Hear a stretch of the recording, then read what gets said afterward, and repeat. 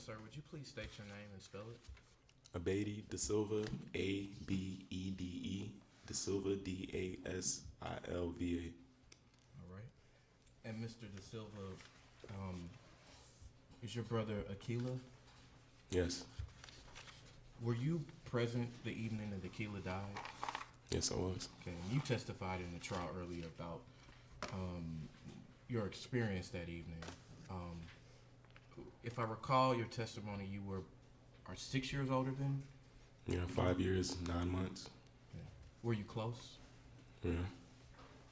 Um, what effect has witnessing your brother's last words had on you and your family? I see it every day. I relive it every day. I try to block it out, but I can't. You know, my brother, he wouldn't even get his ears pierced because the pain. So to know that he had to go through pain in those last moments, and I could see it in his eyes, and I could see his face, how he looked every day. I mean, I see it every day, how he looked that night. It's just reliving it every day just tears me apart. Your mother mentioned that you have post-traumatic stress disorder. What is that? What you just described, does that cause you to have PTSD? Yes. Are you having to receive any treatment for it? Well, I was doing counseling at one point in time, but right now, no. How has it affected your mother? It's changed her. It's changed her a lot. It's changed our whole family. I haven't seen her happy in a long time. She gets up, like she says, every day, fighting and trying to do things to keep his memory alive, to fight against gun violence. And, she does it not only to keep his memory alive, but also, as a distraction from the reality of what we go through. And I understand you have two other siblings. Yes. And who are they? My younger sister, Amber, my younger brother, Aldane. How old are your younger siblings? Amber's 25, and Aldane is 15. Okay. Are they here? Yes. Have they been here during the entirety of the trial? Yes. Were they also close to Aquila? Yeah, they were. So, with regard to Amber, how has this affected Amber? It's affected her a lot. Amber, she tries to stay strong. We're alike, we're so much alike. She tries to stay strong. She tries to hide it, but her and Aquila was only 2 years apart. They were real close. They went to high school together. They grew up together. They were more. I'll say when it comes to, she was more close with him because in the age. So it affected her a lot. She doesn't talk about it a lot, but I know it affects her a lot because sometimes she breaks down to my mom. Okay. And what about Aldine? He's special. He's different. He's a strong kid. It affected him a lot, but it definitely encouraged him. It motivated him to keep Aquila's name alive. It made him involved into gun violence and fighting to change laws. Okay. Yeah. I noticed that throughout the trial, your family has been wearing one particular color. What is that? Baby blue. And why? It was Aquila's favorite color. You see any pictures of him growing up, all the way up till he was an adult. You see him wearing baby blue t-shirts, hats, anything. You don't have on baby blue today, though. Yeah, I do, but it's under my shirt. Under your shirt. Yeah. Okay. All right. And do you see your brother in the image that just went up briefly? Yes. Do you remember him going to prom? Yeah, he was like 17 in this picture. Um, he actually went to prom twice. I think this was like his first time going to prom, if I'm not mistaken, or second time. On the night that your brother was killed, he was with his girlfriend, Shantia Wagner. Do you know if this has had an effect on her? Yeah, it had a big effect on her. At one point in time, that was the only person I could even talk to about the situation because nobody understood what we went through. I can even talk to my mom about it because, I didn't want to open up to her and, just tell her everything that happened. So T was like the only person that I could talk to, and it was times that she wanted to give up. It was times that she was just like going through all these surgeries. She just wanted to. They was talking about amputating her leg, and she wanted to give up so many times, and she was so depressed. And her and Akila, I adored their relationship. Like, their relationship was beautiful. Like, I never seen two young people in love, like, really genuinely in love the way they were in love with each other. She supported everything he did. She supported everything, and I always admired that about her. And I understand one of the things that he did was music. Yeah, he was a rapper, a videographer, an engineer. He recorded music, he shot the videos, and he was an artist. Yeah. What was his? Did he have a stage name? Natrix, like Matrix with an N. Okay. Dream. And what did that mean? I never understood where Natrix came from. I never understood where it came from. I just thought it was a cool name. It kind of fit with the dream, the whole baby blue, everything. It just seemed right. He had so many different names before Natrix. Natrix was the official name. He had so many names before that. Yeah. And your mother described him making music where he talked about, I guess, being against gun violence. Was that kind of the nature of his music?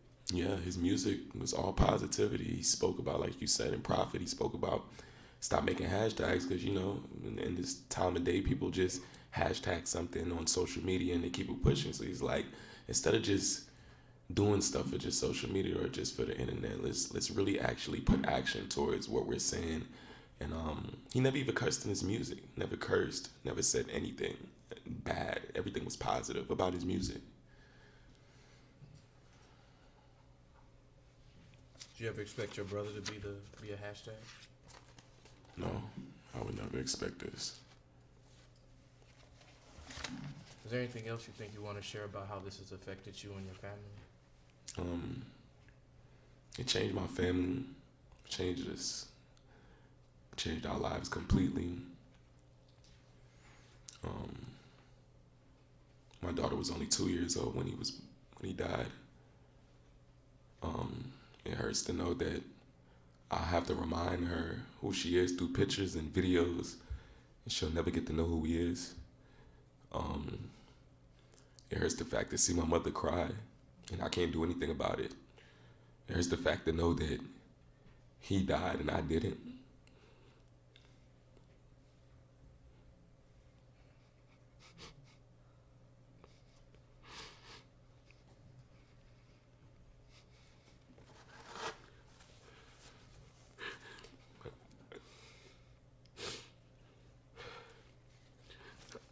I just never understand.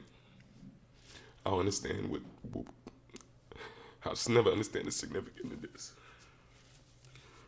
He didn't deserve it. I think that's what most affects us the most, the fact that the type of person he was. And some people say, like, why would he not have a gun? He's not that type of person. My brother would never pick up a gun. He would never shoot a gun. He don't even like guns.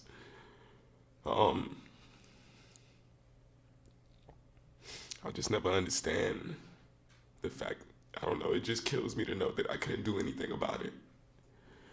The fact that I have to see my mom go through pain every day, it kills me because it's like, I just feel helpless. Like I said, it changed our family completely in so many ways. It changed every last one of us, all my siblings, my mom, me. It's changed us as a person. I don't know. I'll just never understand. I just never understand, like, if anybody had to go, why it had to be him. Why it couldn't just been me instead of him. He didn't have any kids. He didn't do anything to anybody. Like, if it was supposed to be like this, I would have rather it been me than him. And the fact that I have to live with that every day is torture. That I have to live through that. This is something that I will never be able to get over. I'll never be complete. It was a void. There's nothing that could fill that void. I know he didn't want to die.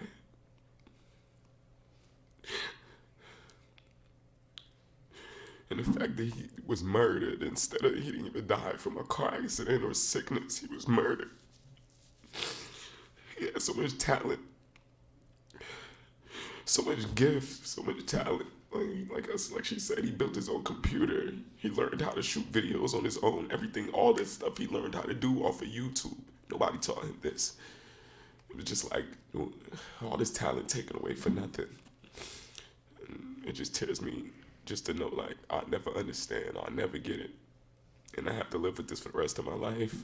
And I don't even know how it would affect me later on, because it has affected me in so many different ways, in different stages. As the years has went by, it's affected me, and it scares me because I don't even know how to handle this. I've never been through nothing like this. I never lost somebody so close.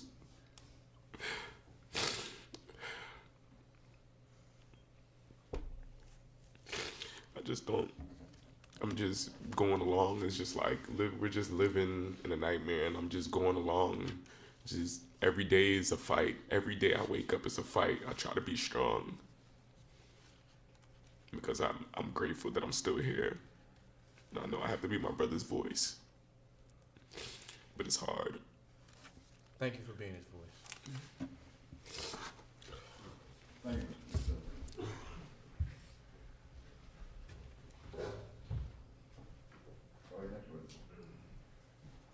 Judge, our next witness is D'Angelo Rhodes.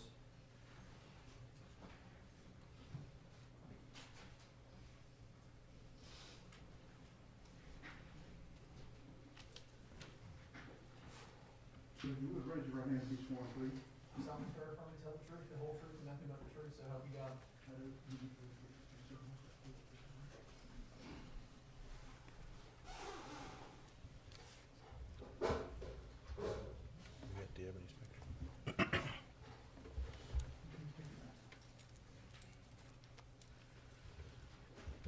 Mr. Groves, you've already testified once in this case, is that right? Yes.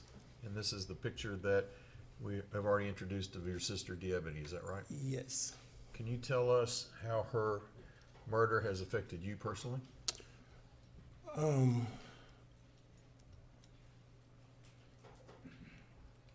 So for my birthday, we always have this tradition where we go to amusement parks and we ride roller coasters. And I've always wanted to go to Cedar Point in Sandusky. And so the year before she passed, we went to Six Flags in Georgia. And then that following year she passed. And then shortly after that, a few months later, I had a birthday. And I actually got to go to Sandusky, Ohio to Cedar Point, but I didn't have my riding buddy with me this time. And she's always been my co-pilot ever since I was able to drive. Every time I got in the car, she was always there. There have been times where a couple times I've had dreams about her, and she would just show up, and we would be interacting with each other, and I just remember like in those dreams, like it would be so real to me, like that I would cry and I would just be like thanking God that he resurrected her and brought her back to me. Like that's just how real the interaction was. And then I wake up and I'm like, but I know she's not actually here. There are times when I pull up at my mom's house and I expect to turn the corner and see her car there, and her car is not there.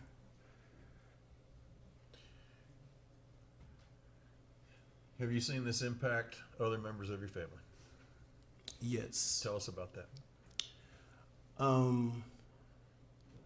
Mostly more so with my mom. I know that for a while, I don't know if she still does it or not, but I know for a while that like she would mark on the calendar the days that she would cry. And I just remember feeling helpless because there was nothing that I could do. Because her grief is her grief and my grief is my grief, and I will never understand how it feels to carry a child and lose it. But I do know for at least the first couple of years after her death, like it just literally felt like somebody took a vacuum and just sucked the life out of me. It was literally like I lost a piece of me because I didn't realize just how intertwined our lives really were until after she passed. And I remember the first Thanksgiving that we had, I showed up to a family dinner, and usually I have plenty to say, but I remember feeling bad because everybody was standing around and we would take turns like telling something that we were thankful for, and that was the first time that I felt bad because I could not even form the words to say that I was thankful for anything.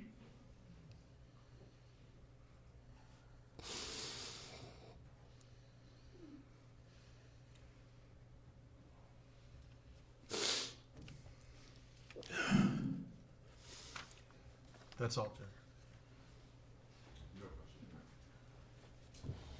Thank you, Mr. President. Our next witness is Albert Groves, Judge.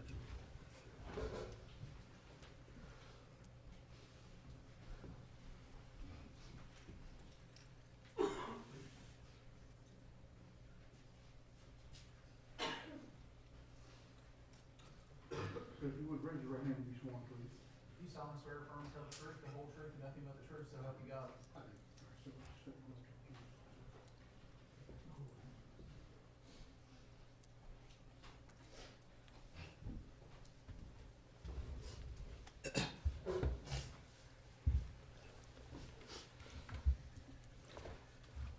If you would state your name and spell your name for the court reporter. Albert Groves, Albert Groves. Sir, how are you related to Deebony Groves? That's my baby girl, my daughter. Can you tell us about how her murder has impacted you? I'm devastated by this. I'll just tell you a little story if you don't mind. She was born June 16th, 1996. Those who don't know, that was Father's Day. So I had a double blessing that day. Her name is Deebony Lachey Groves. Your friends call her Shay. I'm sorry, that's D over there. It was Shay. But between me and her, the DLG stood for Daddy's Little Girl. About 4 years old, she was in daycare. She made me this little pot holder, and it had DLG on it, Daddy's Little Girl. I still got it, still use it. I mean, when your kids give you something, you're gonna use it. We would go places, out to eat, and we always took turns saying the prayer. That was what we do. We always pray with food. I'd pray once, she prayed once. She was just like me, except she's a girl. She think like me, she act like me, she just had my ways, you know. And my family would tell you that she's just like you. Even her temperament was just like me. So it is what it is. So yeah, you know, and everything I done, she wanted to do growing up. And when she got a little older, I would always call her my little mini me. So that's how close we were. How has this impacted the rest of your family? My mom, my dad, her uncles, her aunts, they're devastated. When she passed away, my mom wasn't able to make it to the funeral. That hurt everyone, you know. It hurt. She couldn't make it, you know. Her great uncles and great aunts, they're just devastated, you know. Someone with so much potential, future, looking bright. I worked hard, well, me and her mom worked hard for years to educate. That's all we preach. School. She made it. Got a scholarship to Belmont, about to graduate. Everything was great. I mean, she was a blessed child. She's a loving child, a beautiful child. I'm devastated. I'm devastated. Those are my questions for Mr. Groves. Thank you. Thank you. Judge, our last witness is Cheryl Groves Baker.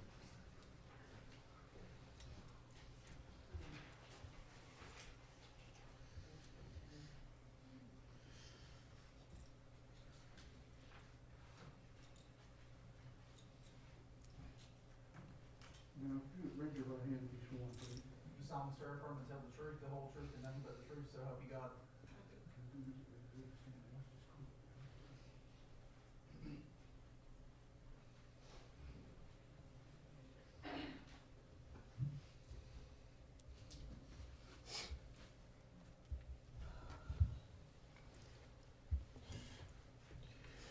Would you please state your name and spell your name for the court reporter, please?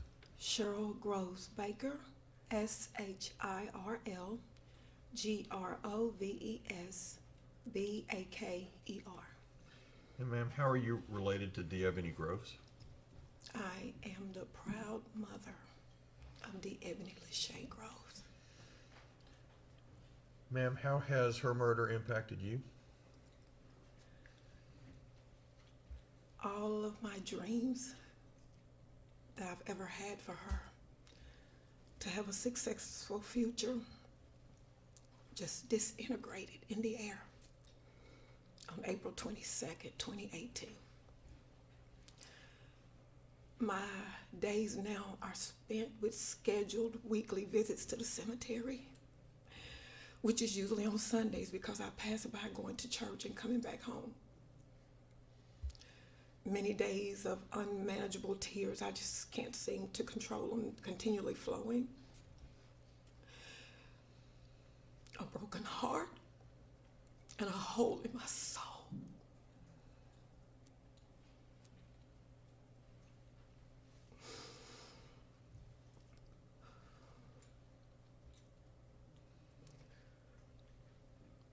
We got our nails done together.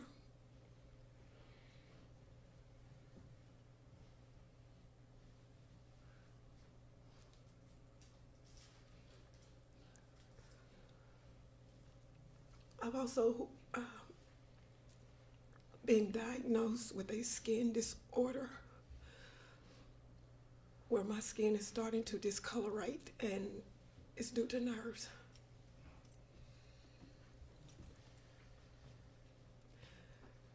I struggle even taking a picture because those that know my daughter know she was a photo queen. She took pictures in the laundry room, going to the mailbox, waking up, going to bed, cooking. I mean, she just took so many photos. And I go around and I speak at women events on her behalf. And every time I pose for a picture, I cry. What do I have to smile about? She should be here. She should be here under different circumstances. How has her murder impacted the rest of your family? The closeness is still there. But there's always a piece of the puzzle that is missing. And we tried to bring it together. We still have family dinners and family outings. We still check on each other, encourage each other. When deep down inside, that one special, significant piece will never be able to complete our puzzle. Has it also extended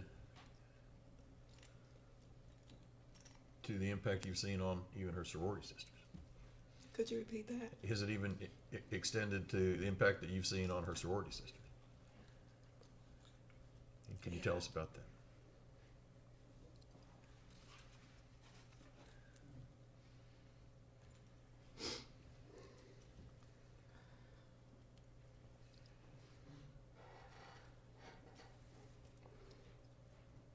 I would like for you to breathe one more time. It'll give me time to get my composure together.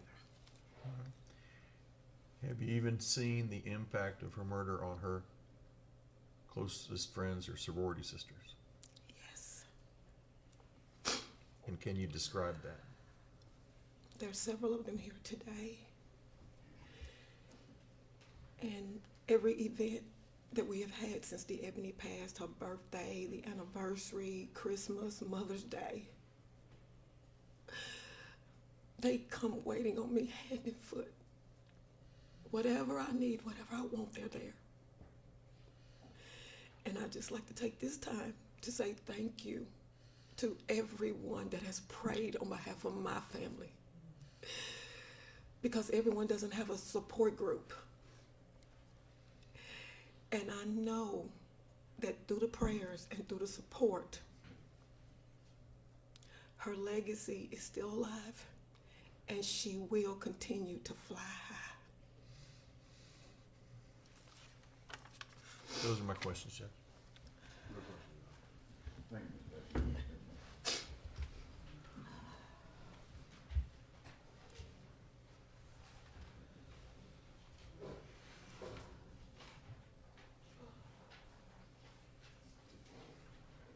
Anything else from the state?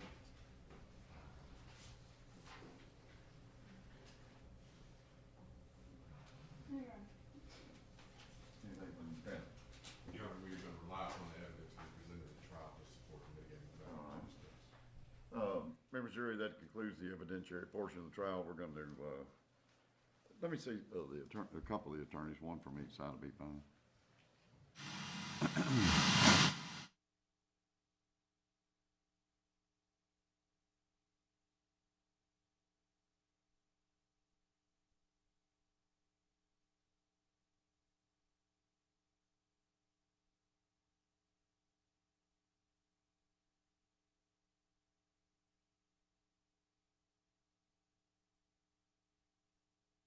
There's a couple of legal things I need to address with the attorneys before they do their closing. So you'll just step outside. We'll get you back in here as soon as we possibly can.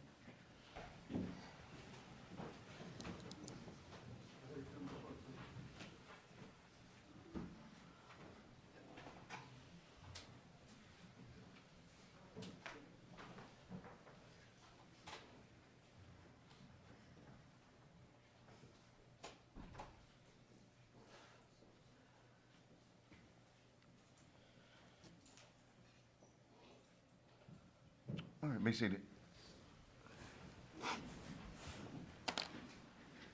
go over the instructions that'll be provided to the jury before we do closing arguments and make sure we got everything lined up and in order. Is there anything from the state?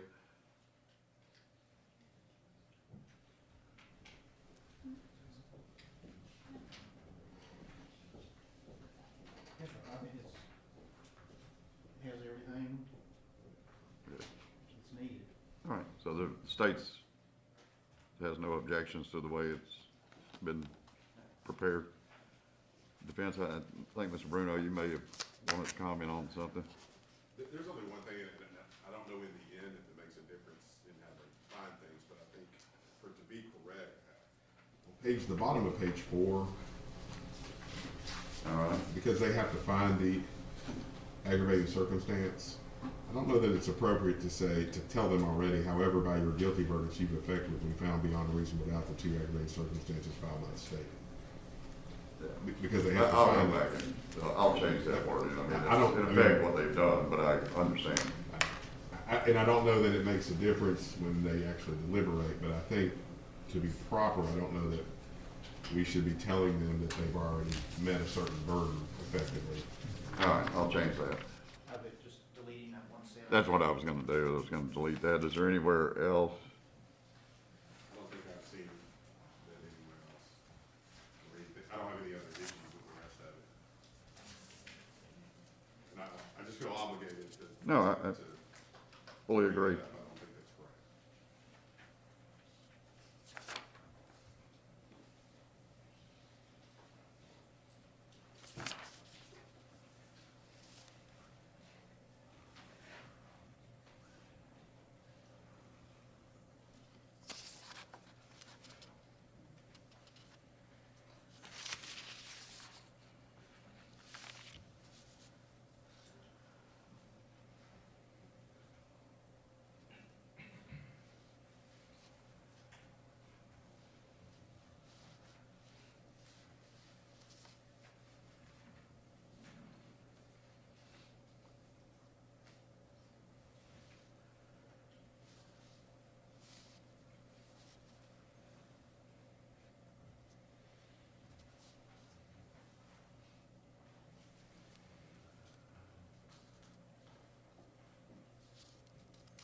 There was actually on page 6, kind of that same type of wording. I redid it. It's the very first sentence under the verdict, life imprisonment or life imprisonment without possibility of parole, that very first sentence.